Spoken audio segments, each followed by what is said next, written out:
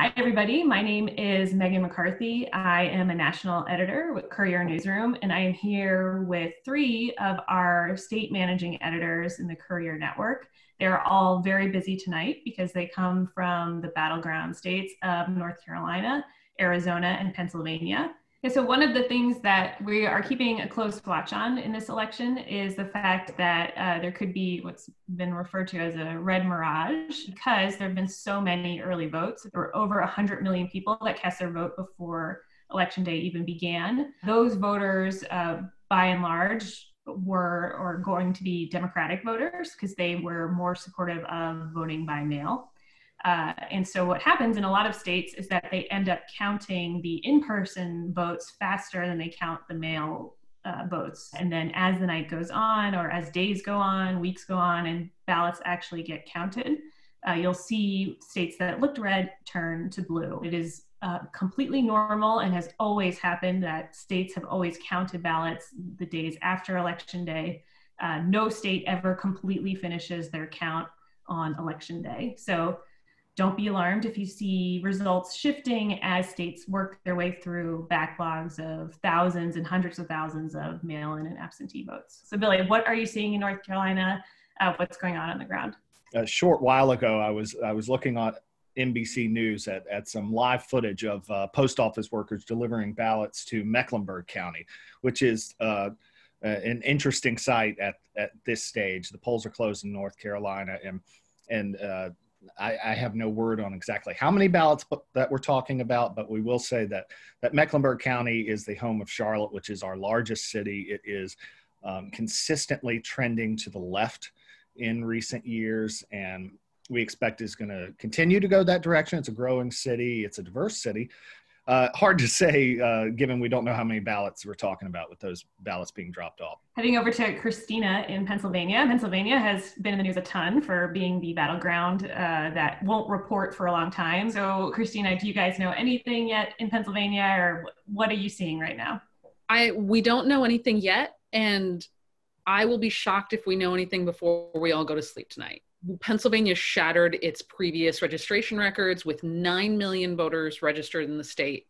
2.4 million voted via mail-in ballot, and 7 counties have already said that they are not going to even start counting those mail-in ballots until tomorrow morning. So I'm not entirely sure exactly how many ballots that is between those 7 counties, but it could be enough to make a difference. One of them is in the Pittsburgh suburbs. Outside of Pittsburgh, are there any others in Pennsylvania that you'd be sort of keeping an eye on in the wee hours of the morning?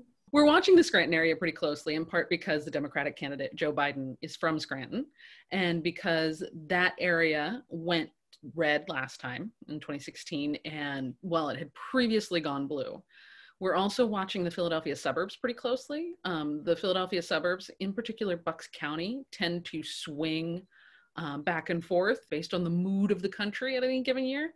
Bucks County is often regarded as a bellwether for the state. Cameron, in Arizona, what are you guys keeping an eye on this evening and into the later hours? We actually had, even by our standards, pretty historic turnout for early voting. So we had 2.5 million people voted before Election Day. And the way that our system works here is that we get one statewide update at 8 p.m. our time, where every county reports the unofficial results that we have at that point. And then every day from then, Maricopa County gives one update of how many ballots they've counted and how many ballots are remaining. And the other counties will update as they finish up their ballots. In 2018, it took about 6 days for all the ballots to be counted. And are you guys expecting it to take that long this time around?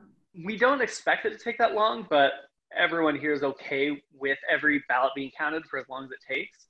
Mm-hmm. The big difference this year is that the state gave county recorders permission to begin processing and verifying ballots 2 weeks before Election Day. In past years, they would wait until Election Day to begin the process. But since they were allowed to begin 2 weeks ago, those 2.5 million ballots have already been counted and verified. So we'll get those results along with hundreds of thousands of people who voted today. And what areas of the state will you be keeping an eye on to see, if Biden is performing well or if Trump looks like he's going to take the state? Yeah, so Maricopa County is not only the largest county in the state, but the 5th largest county in the country. And so that is really where we're kind of keeping an eye on as far as, suburban voters, Latino voters, every demographic that people are looking for throughout the country. It's in Maricopa County. I guess any other things you guys want to add at the end here, or anything else happening for you on the ground? This year is actually a big change from 2016. In 2016, we had 5-hour-long lines. We had people waiting at the polls for hours.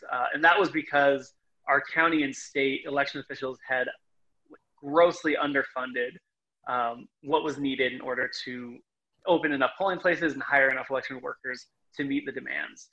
In 2018, we elected a new Secretary of State, and in 2016, we elected a new Maricopa County Recorder. And they've been able to restaff and properly fund these election departments, and the difference here has been night and day.